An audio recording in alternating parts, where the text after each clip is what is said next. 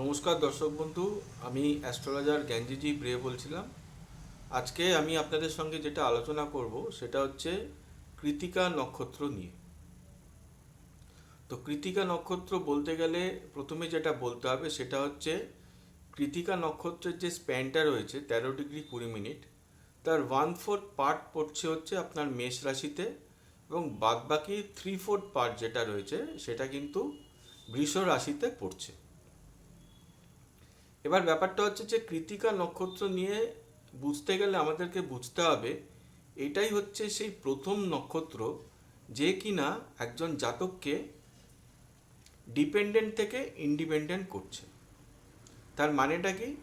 আমরা ভরণী নক্ষত্রের যে আলোচনা করেছিলাম সেখানে বলেছিলাম যে ওটা হচ্ছে জায়গাটা হচ্ছে যে মানুষ মায়ের উম্বের মধ্যে, অর্থাৎ গর্ভের মধ্যে যে সন্তান ছিল সে পুরোপুরি কিন্তু ডিপেন্ডেন্ট ছিল তার মায়ের ওপরে। মা কি খাচ্ছে না খাচ্ছে সেটা কিন্তু সন্তান ধারণ করত।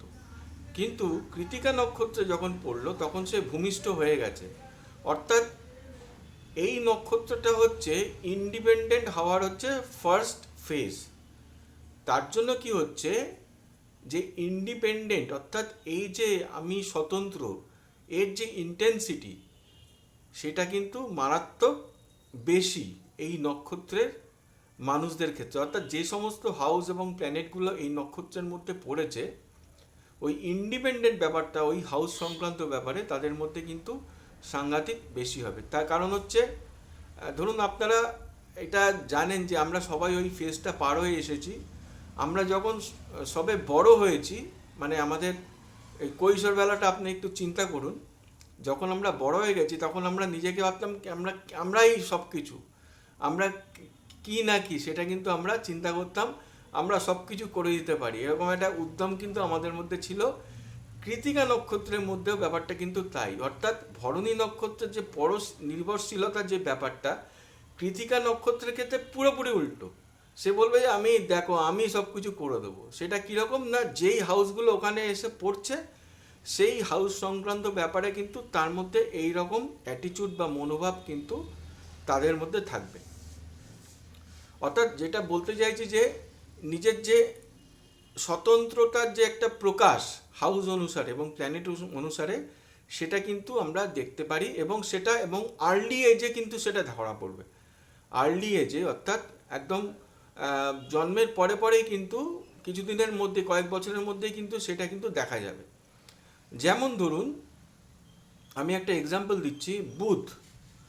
বুধ যদি কৃত্তিকা নক্ষত্রের মধ্যে থাকে এবং দেখা যায় যে অষ্টম হাউসের মধ্যে কৃত্তিকা নক্ষত্রটা চলে এলো এবং বুধ আছে, এবার দেখতে হবে অষ্টম হাউস মানেটা কি, হিডেন ব্যাপার, এবং বুধ মানেটা কি সেটা হচ্ছে মিউজিক্যাল ইনস্ট্রুমেন্ট। তাহলে দেখা যাবে আর্লি এজেই কিন্তু তার মধ্যে একটা যে মিউজিক্যাল ইনস্ট্রুমেন্টের দক্ষতা রয়েছে সেটা কিন্তু আর্লি এজেই কিন্তু প্রকাশ পাবে। এটা আপনারা মিলিয়ে দেখতে পারেন যাদের এই ব্যাপারটা রয়েছে, সেটা কিন্তু আমি দেখেছি। ওকে, সেকেন্ড একটা এক্সাম্পল আপনাদের কাছে আমি যেটা দিতে পারি, ধরুন কারোর ফিফথ হাউস কৃত্তিকা নক্ষত্রের মধ্যে পড়েছে। ওকে, মকর লগ্ন, মকর লগ্নের ক্ষেত্রে ফিফথ হাউস কৃত্তিকা নক্ষত্রের মধ্যে পড়লো, বৃষ রাশির মধ্যে পড়লো, এবং সেখানে দেখা গেল চন্দ্র, চন্দ্র কি না সপ্তমপতি, সপ্তমপতি পঞ্চম স্থানে কৃত্তিকা নক্ষত্রের মধ্যে পড়ে গেল। তাদের কি হবে বলুন তো?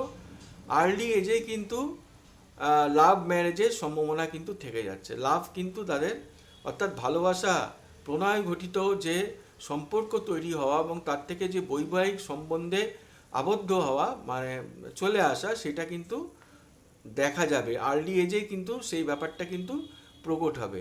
তো যেহেতু কেন কেন বললাম না, কারণ হচ্ছে কৃত্তিকা নক্ষত্র অত্যন্ত অর্থাৎ ইন্ডিপেন্ডেন্ট নেচার হয়ে যাচ্ছে, এবং ঘরের যে কারকতা রয়েছে সেই কারকতার যে ইন্ডিপেন্ডেন্স সেটা কিন্তু ওই জাতক বা জাতিকার মধ্যে কিন্তু সেটা দেখা যাবে।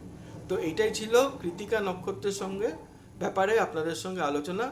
যদি আমার আলোচনা ভালো লেগে থাকে তাহলে কিন্তু লাইক করবেন, এবং ভিডিওটা যদি শেয়ার করেন সেটা ভালো হবে। আপনাদের অনুরোধ করব ভিডিওটা শেয়ার করতে পারেন, এবং যদি কনসালটেন্সি নিতে চান তাহলে আমার ফোন নাম্বার হচ্ছে 9330938312। নাম্বারে আপনারা কিন্তু যোগাযোগ করতে পারেন। আবার অন্যান্য নক্ষত্রদের আলোচনা নিয়ে কিন্তু সামনে হাজির হব। সবাই ভালো থাকবেন, নমস্কার।